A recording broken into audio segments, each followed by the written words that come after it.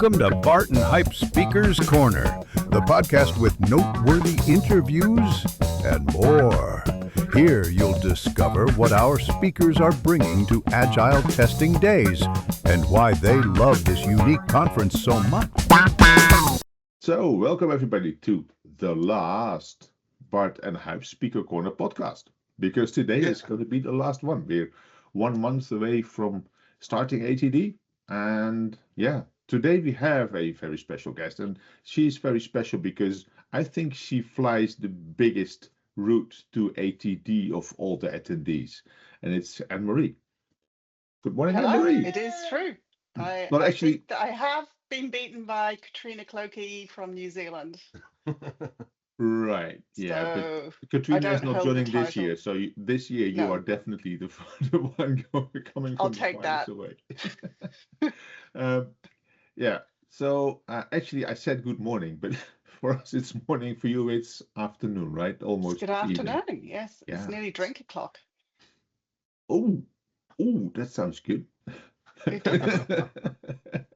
Okay, good. Anne-Marie, people know Huib and me by now. They might not know you, so maybe you can introduce yourself. Yeah, thanks, Bart. So my name's Anne-Marie Charrett. I am of mixed countries. So I was born in Dublin, Ireland, and I now live in Australia, hence the long distance to ATD. I like to say software testing chose me rather than the other way around. I'm a software engineer and I started testing telco protocols and just couldn't understand why all these devices used to meet the standard, but when you connect them together, they didn't speak to each other. So what was going on? So that was my first understanding of fit for requirements, but not fit for purpose. I was hooked ever since. And rightly or wrongly, I've been involved in the testing community since then. I wrote in telco as well, and at some point There you go. I just did a receiver and sender protocol, and I just put them together, and I found the first errors already before any code was written, because if you just put protocols together, you can see that they will not work.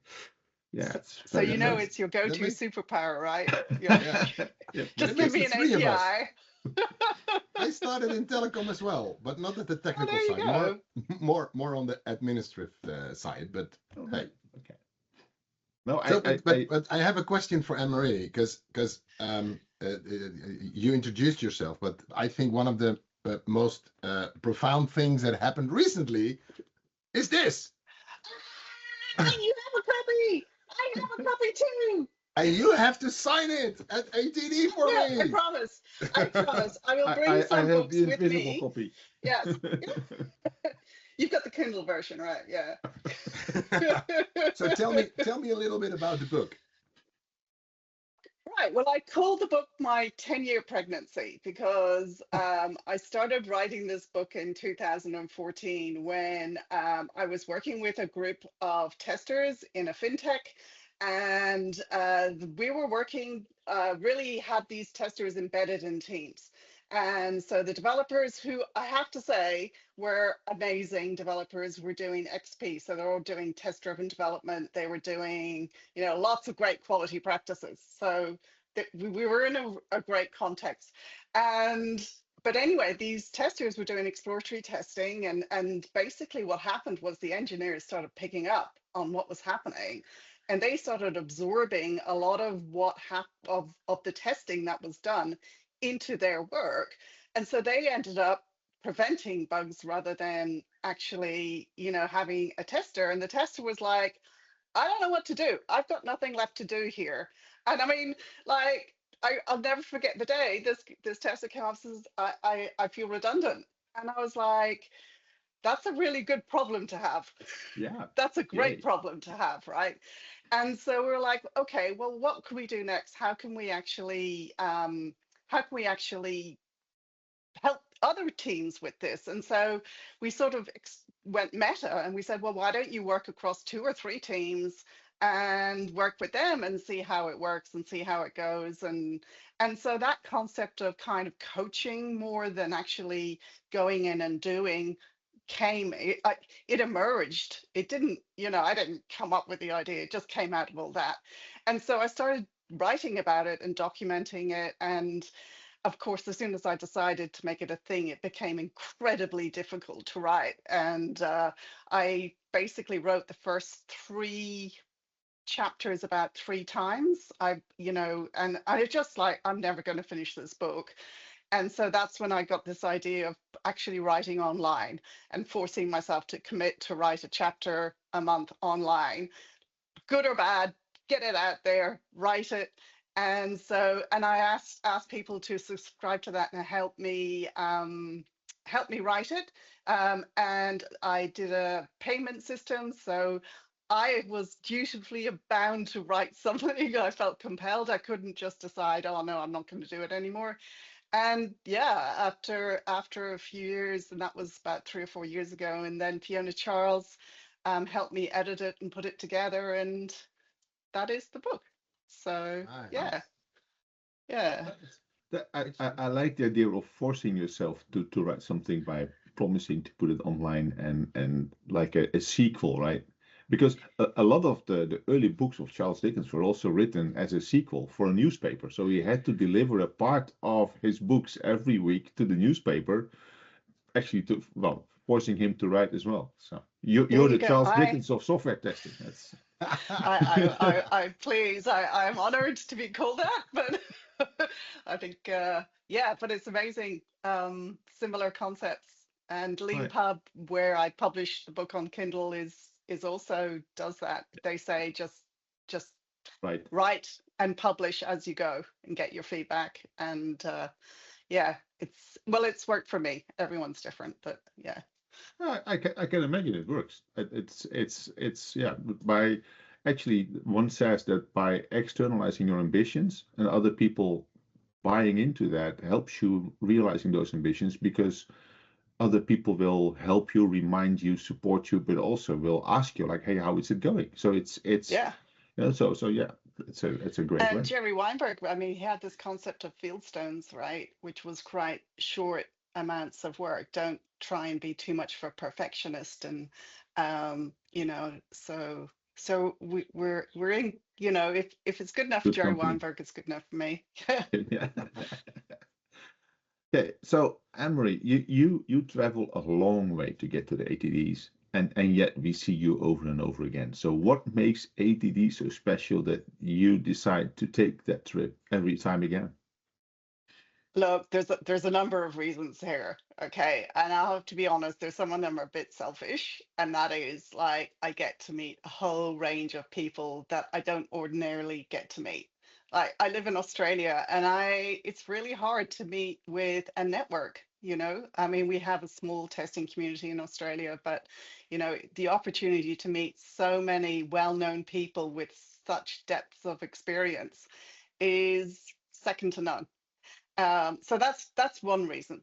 But the other reason is it's so much fun.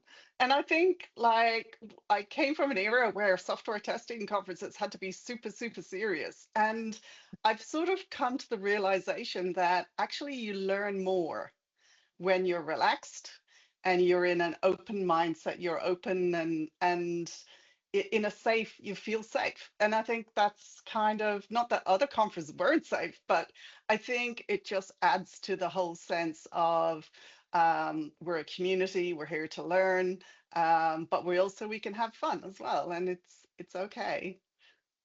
It's okay to have fun. Yeah. Yeah. Strange idea. Yeah. Yeah, I know, bizarre, right? Yeah, it's bizarre. Mind blown. I never have fun. Yeah, yeah.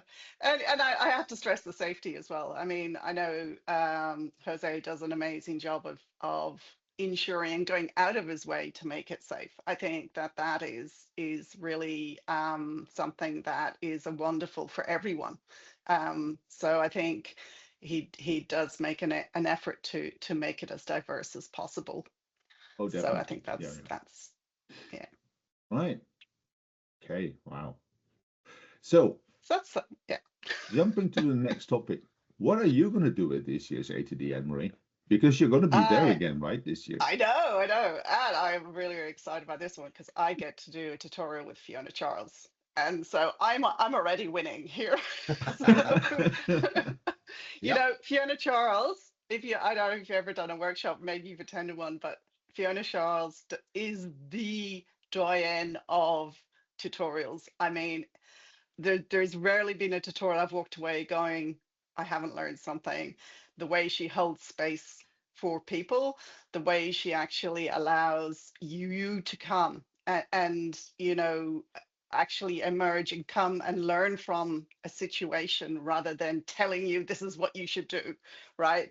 And I think that is very different to a lot of other tutorials out there. Let's be honest, you know, we come in a society where now it's like all online learning. It's, you know, pack it in, this is what you do, you know, how much can you learn in 45 minutes, write this playwright script, do this, do that. And but this is one for reflection and for really understanding your personal context and working to that.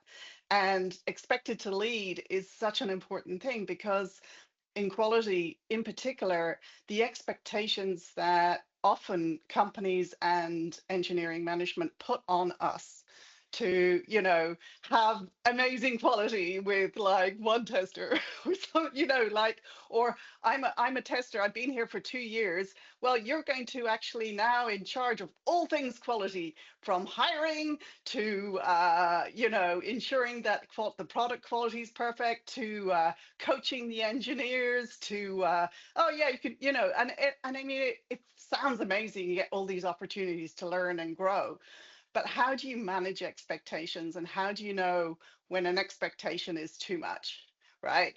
And how do you work on that? How do you know that boundary? How do you work at that boundary and manage it in a way that allows you to sort of help stakeholders understand that their expectations are too, maybe it's slightly too high. And then the other thing is also expectations on ourselves, right? So often I think I certainly, and this is when I walk into situations thinking, you know, here I go, you know, and it's like you are very constrained by what the organization can do, right? And even if you might want to do all these things, I think it's sort of having that realization of what you can and can't do and not putting pressure on yourself and expecting yourself to be able to do all these things. So we're exploring lots of different facets in this workshop. We're doing simulations. That's what I've been working on today, is putting some context together, lots of variety in the context so that people can work in groups and they can explore you know, how to set goals, how to manage expectations, how to create social contracts for quality and things like that. So yeah, really looking forward to it. So we're really actually all great. becoming expectation management engineers then. Well, you know what? I reckon we all need degrees in psychology to Oh some yeah, degree when we yeah. work in the quality space, you know. I mean, you Yeah, know, so in how to influence people, how to, yeah, how to manage expectations. Like, these are not easy things to do. And it's hard when you're a junior tester and you're being put in contexts where you're expected to have all that.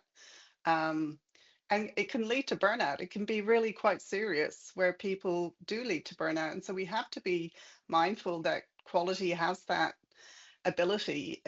You know, I think you look at software engineers and software developers, and it's like, do this Jira ticket.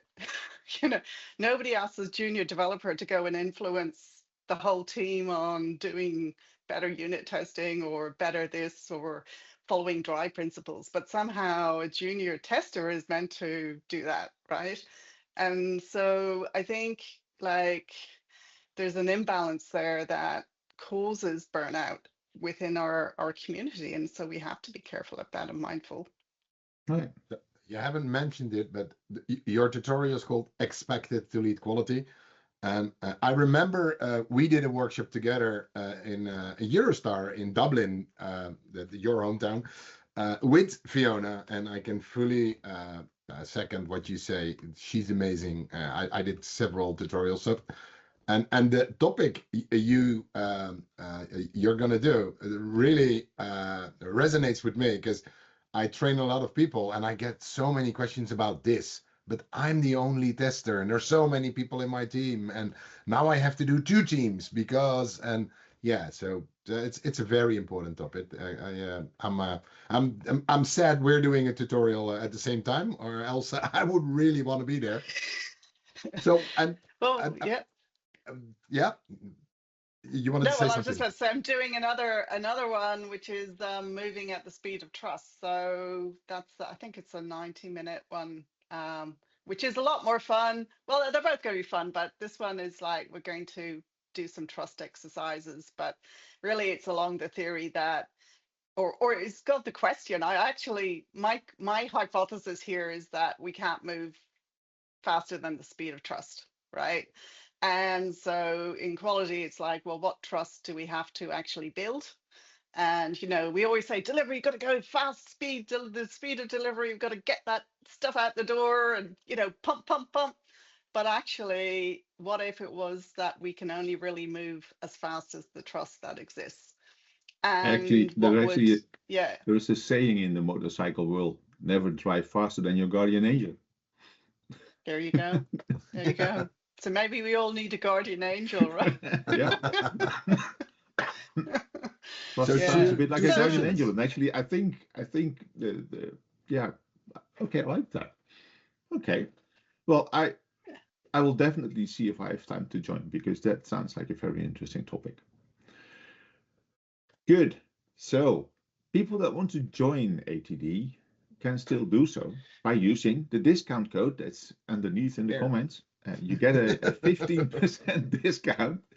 So 15, not 50, 15% discount if you subscribe and put in the Bart and Huib discount. So yeah, it's only 1 month and 1 week away before we can meet again. It's going to be amazing, Anne-Marie. Hey, I've got one question for you, Darth. Are you dressing up for the party, 1980s? That's a good question, Bart. We haven't talked about that yet. No, we should definitely talk about that. What's the theme again? I think it's 1980s. Yeah, but it's the romantics and, you know, like Duran Duran era and yeah, that's you true. know, all that. So, you know, lots of heavy makeup and romantic fluffy blouses and, you know, who was it? So it's 80s new wave party. New wave, that's new it. Wave. New wave. Yeah, yeah. Oh, okay, that's going to be interesting. No, it's so people that don't know, there's always a themed party at ATD, and you are not expected, but you are encouraged to come in dress that actually fits the theme. You see a lot of people just being there in their normal clothing, which is fine as well, but there's also some extravaganza every year. And of course, there's a prize for the best costume, which always is amazing. I mean, and new wave, you could just kind of throw on some day glow, right? If, you know, like... yeah, I think some people take a bit more than that. Oh, for sure, for sure. Yeah. It's some amazing, amazing costumes. I think if people spent a year thinking about it. Yeah, on the website, if you look it up in the program and you go to the party, all the winning costumes of the last years are in that item. So you look it up and you're it's amazing to see all these funny costumes. It's great. Do they also have second places in there, or only the winners? No, also second places, Bart. There is a picture of us in 2021 looking silly. You know, I have a recollection of you two both doing a workshop one evening, and I opened the door and all I could see were these people on the floor pushing, I think it was erasers with their pencils with their noses. Yeah, that's not a workshop, that's a game. Yeah. Oh, right. Well, you know. But everybody was incredibly competitive. Yeah. Well, we always think like, yeah, okay, and maybe 10 people will participate, and then 50 people participate, and they get really enthusiastic and fanatic. And it's like, whoa, that's always fun. I think it's great. I love it. Great. Yeah, And of course, most people come in for beer and pizza, and then they end up playing the games, which is really funny. Okay, so Anne-Marie, thank you very much for joining Not us at all. from so far away. Yeah. And well, we had some problems getting the schedules right, but I really enjoyed That's it. all right. Yeah. So podcast listeners, this is the end of the last podcast. So we hope to see you all at ATD. Please join us there. Join all the lovely people that we have interviewed over the last few weeks. And yeah, what can I say? See you in Potsdam. Huib, any last words? No, just see you in Potsdam. You See did you in Potsdam. excellent. How do you call that? A coda to this whole this whole thing. Yeah. Thanks again, Anne-Marie Cool. for joining us. See you there. Thank you. See Thanks you for there. having me. Bye. Okay, bye bye.